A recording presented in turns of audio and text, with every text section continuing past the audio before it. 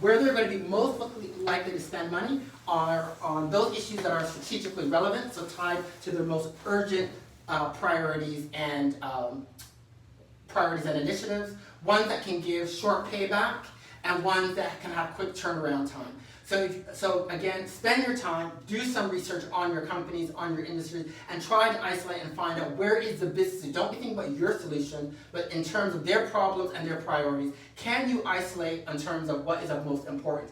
Because business buyers, unlike consumers, business buyers, where you can tap into the urgent strategic priorities or strategic pains, they will spend money and they are prepared to spend premium because they have to deliver. But it's a matter of if you can identify those that are strategically relevant, those that can have quick turnaround, and those can have a short-term, quick payback and return.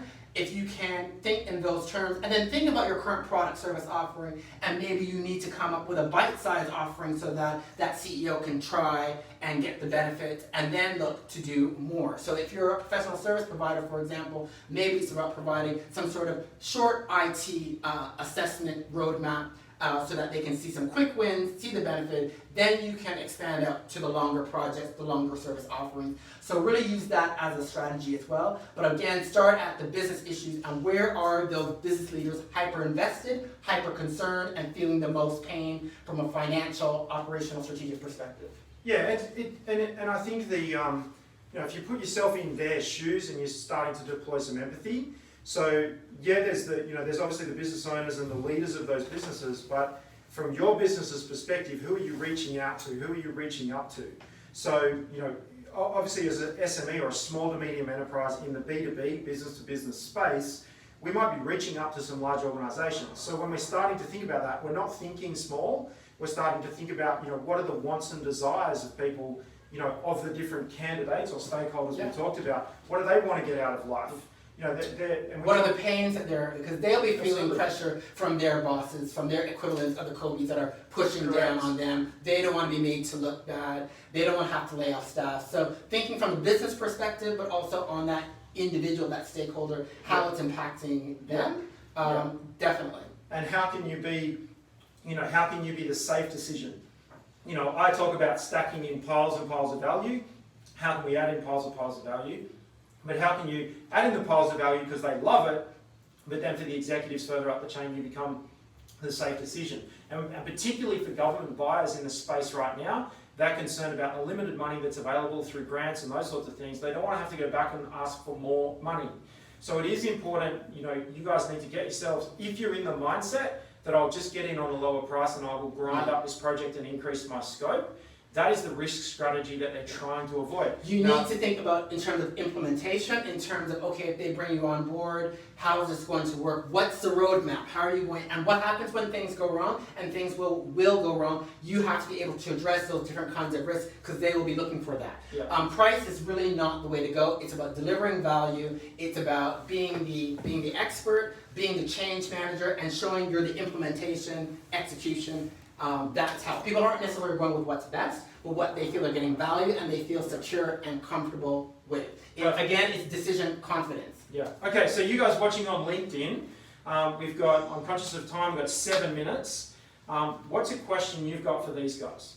So we've got Adam is in a business that is it's table cutting and which could cut fabric, can cut stickers, can cut vinyl, can cut those sorts of things in a table cutting business. So part of manufacturing. Angie's there and she's in a business that sells implementation software that sits behind and helps businesses operate. Michael Desai's joined us. Welcome, Michael. He's a business consultant. He's helping with process improvement, verification and validation, doing audits. He backwards and forwards to China, doing lots of work there. Zach Markovic there on LinkedIn. He's also doing, I apologise for the NBN there. Yes, that's giving us some issues. I actually don't think it's our internet connection. I think it's an issue with our software. We've been investigating it and we're getting a really high result on our speed tests. So we think it's actually an issue with StreamYard, the software we're using. But if you have got a question, now's the time to ask that question. We've also moved a stream back onto YouTube, which is that working at the moment? It appears to be. Yeah, it's very few. Okay, so that's something that I want you guys to consider. But otherwise we can start to wrap it up. So what would be your sort of parting comments and thoughts, or questions for me even? Put you on the spot. Questions for you.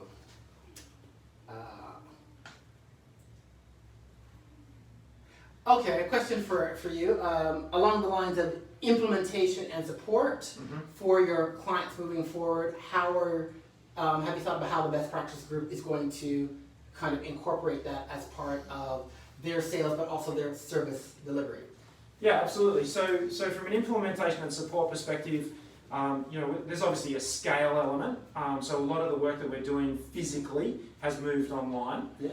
And so that's allowed us to access talent in remote areas that we couldn't previously. Yeah. So previously customers had an expectation that, no, you need to come into my office, you need to be sitting right here in front of me, I need to actually, shake your hand, sit in the meeting room. But that couldn't, the geography meant that I couldn't provide world-class talent when it was available. Right. So world-class talent is available, Yeah. and they could be available at the time of the meeting, but they couldn't physically be in the meeting. And so for us, we've had the opportunity to really scale more broadly, globally, Yes. and accessing people globally with even better talent. And I'm not saying, the talent of best practice is great, Yeah. but my capacity has increased. And so for us, that's meant that we can access time zones. Yes. So we can work 24 hours. We can work on the world clock. Yep. We can work 7 days a week because the end of the time zone is Sunday morning. Yeah. Friday night is Sunday morning in Australia, and then then we can move to moving and starting the week earlier on Sunday. So it's meant that we can move to be a 24/7 round the clock business, which I'm quite excited by. So that's expanded our capacity from just 9 to 5 business days a week in a particular time zone. So I think that's the first thing that's been really interesting, which I would encourage people to start to understand, particularly in an information economy and Australia as an example being a service-based industry, that obviously factories can run second shifts, but in service-based industries it's allowed us to offer our services to other time zones. Yes. So that for us has been really, really exciting. And so it is definitely something that I want you guys to consider. So Helen, if you're picking up the feed there, I see you've moved across from YouTube, thank you very much. So is there anything particularly from you guys that is a question while I continue on? I think the other thing that we're starting to consider here at Best Practice is really starting to move down the business hierarchy of needs, which is why we would traditionally be spending this time talking about how to write policies and systems and process and do risk assessments, but actually to start to look more at collaboration with experts and bringing those people in to join the conversation. Yep. And then having our clients and you guys all that are listening to this stream, I want you to access Michael's services. That's the purpose of this exercise, is he's coming here to talk to you about how you can grow. We're focusing on helping organisations who might be distressed, and I'm looking very specifically at that. Now, can I commercialise that? Maybe not at this point in time, but I'm more about can we help people, and I'm focusing on that first, and then we can be, we can figure out down the track who we're going to be the business known for the people that helped, if that makes sense. Yeah. So, okay, so obviously we're getting some likes there, so I think the stream is working. So in the comments, please post your questions. But where can people find you? Okay, so people can find me at my website, listeninnovategrow.com. Wealth of information there. If you got any questions to talk about B2B, how gaining customers, growing your business, how to move through COVID, post-COVID, listeninnovategrow.com. Send me a note at info@listeninnovategrow.com. You can also find me at LinkedIn as well. And more than happy to answer your questions and help all of us move forward and succeed, because there is a lot of opportunity out there. It's really just knowing how to navigate. And one final thing, I want to put a shout out for this book. So we've got one camera down here and one up here. This book, Buyer-Centered Selling, by Tom Williams. It is a great book that I highly recommend to give you some further depth of insights on how you go about in terms of dealing with your business buyers. How do you upsell, cross-sell? Very, very useful. I'm hoping to have Tom Williams on for a live Zoom call, but some great practical insights there in terms of how do you really execute, how do you deal with executives, how do you upsell, cross-sell, how do you reignite some of those stalled opportunities. Excellent. So we've just posted, Luke's in the process of posting a screenshot and a photo of that book on our Instagram. So if you're not following me on Instagram, at Kobi Simmat on Instagram, lots of great tips and tricks coming out on a daily basis, a little bit of behind the scenes stuff going on my Instagram story. So you can find us on Instagram. I've posted listeninnovategrow.com in the comments on LinkedIn. I'll post that on the YouTube video as well. Thank you for everybody that's just joined us late on YouTube to the second stream. We'll download both the videos, stitch them together and fix up the stream so you guys can come back and watch it all later.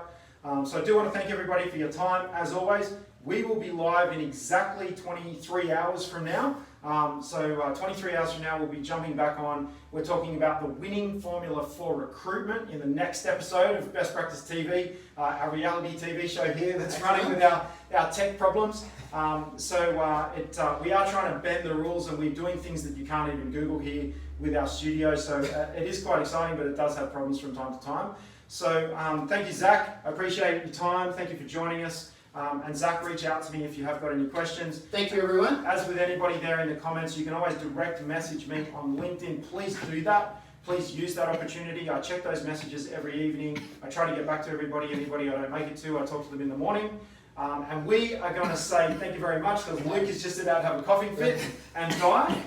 So if you don't see us out and about as the restrictions start releasing and giving us an opportunity to get back and do some networking, you will definitely see us right here next time on Best Practice TV. And you can find me on LinkedIn as well. Okay, bye for now. All right, thank you.